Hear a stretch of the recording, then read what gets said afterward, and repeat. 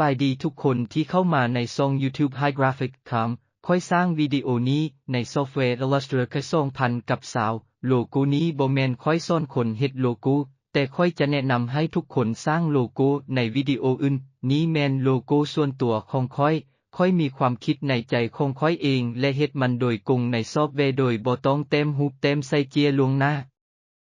ในขบวนการสร้างโลโก้มันใช้เวลาหลายโพสวิดีโอนี้ค่อยเร่งด่วนเพื่อลดเวลาเบิ่งให้ทุกคนสั้นลงโลโก้นี้ค่อยเฮ็ดสำเร็จหลายกว่า2 ชั่วโมงเฮ็ดและบันทึกหน้าจอไปพร้อมกันโลโก้ของค่อยแม่นเฮ็ดด้วยสัญลักษณ์และข้อความสัญลักษณ์แม่นการผสมผสานของ2 ตัวอักษรข้อความประกอบมีคำขวัญทั้งหมดเพื่อสร้างโลโก้ที่มีความหมายในแบบส่วนตัวบัดนี้เชิญทุกคนเบิ่งค่อยปฏิบัติตามหลักการมาตรฐานในการออกแบบกราฟิกโลโก้ถูกจัดเรียงตามอัตราส่วนและขนาดเดียวกันโดยใส่ที่เต็มไว้ก่อน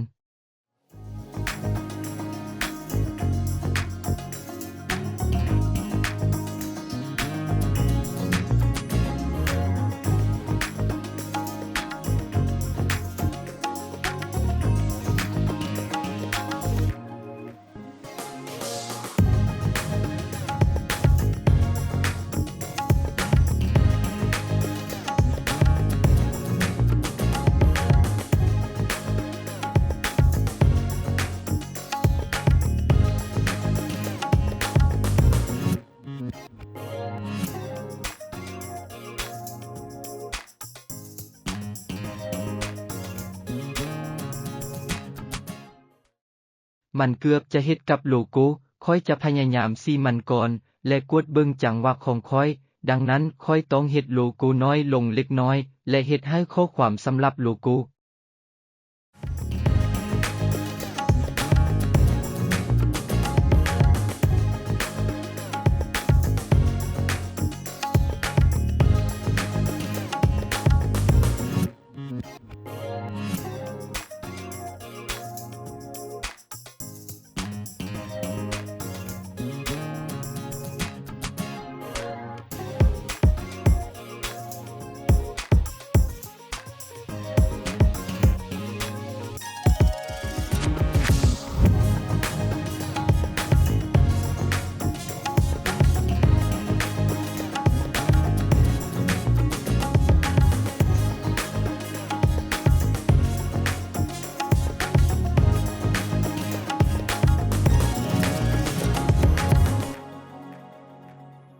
ดังนั้นแม่นโลโก้แล้วแต่มันบ่ได้ถูกปรับและความงามหยังสืบต่อทุกคนค่อยจะสร้างสี่เหลี่ยมหมุนและวางใส่พื้นหลังสีชั่วคราว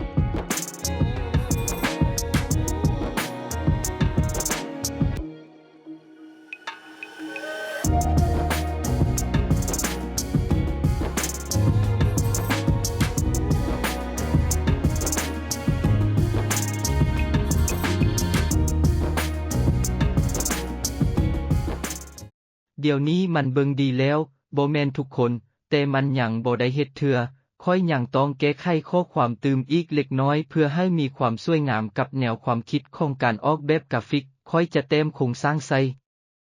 หน้าอื่นค่อยลืมบันทึกมันตอนนี้แต่มันง่ายดายเดี๋ยวนี้ค่อยต้องเฮ็ดโลโก้ให้งามขึ้นถึงแม้นว่าจะมีโครงสร้างเพิ่มเพื่อให้ได้โลโก้ความงามผู้ออกแบบต้องมีความพิถีพิถันอย่างถูกต้องค่อยจะอธิบายแนวความคิดสั้นอย่าเว้าหยังเพิ่มเติมเกี่ยวกับส่วนของไอคอนและในข้อความไฮกราฟิกค่อยเพิ่มสัญลักษณ์ปากกาที่เต็มอยู่ในตัวอักษรเพื่อเน้นหนักใส่ตัวอักษรพิกตะคำและมันเป็นการออกแบบกราฟิกคำว่าคำอยู่ที่นี้ค่อยเฮ็ดโลโก้มีสีเล็กน้อยและเบิ่งค่อนข้างแข็งแรงโดยตัวอักษรค่อยจะแก้ไขเพิ่มเติมสำหรับป้ายซื้อของโลโก้และยังเปลี่ยนโลโก้เติมอีกเล็กน้อย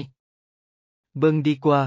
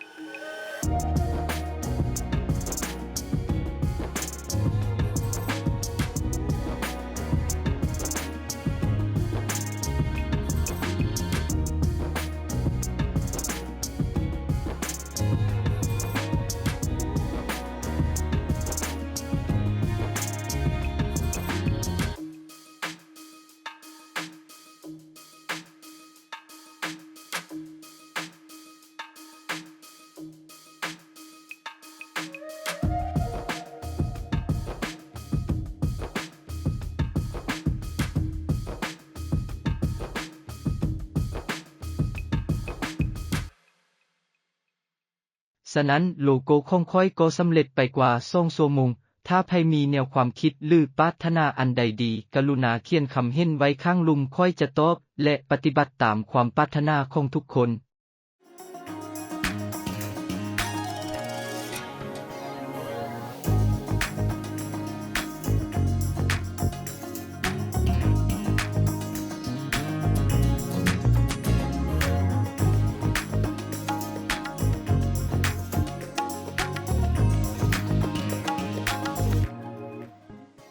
ถ้าคนเห็นว่าวิดีโอของค่อยน่าสนใจและเป็นประโยชน์กรุณากดปุ่ม subscribe กดไลค์หรือแชร์วิดีโอถ้าหากว่าท่านเห็นว่ามันเป็นประโยชน์สำหรับคนอื่นจำนวนหลาย